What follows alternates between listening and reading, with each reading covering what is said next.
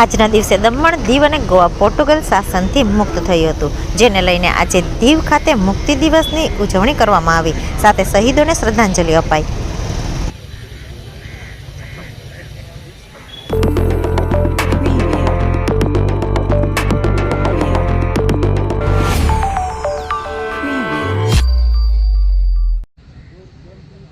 દમણ, દીવ અને ગોવા 1961ના રોજ પોર્ટુગીઝ શાસનથી તેમને આઝાદી મેળવી હતી.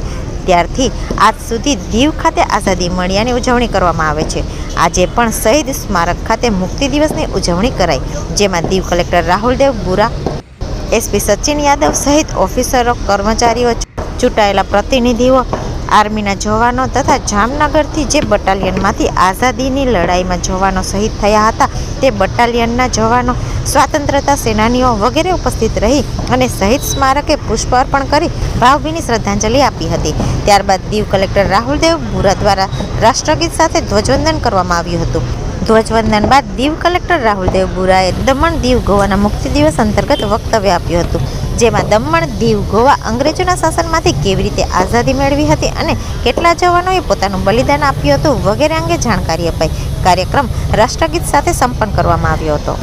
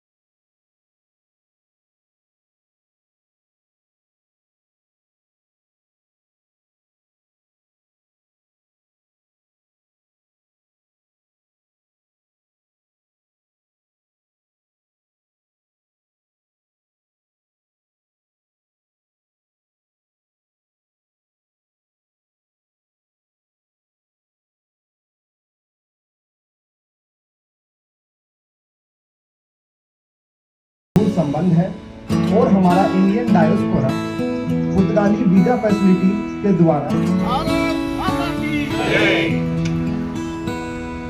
अब आज का ये कार्यक्रम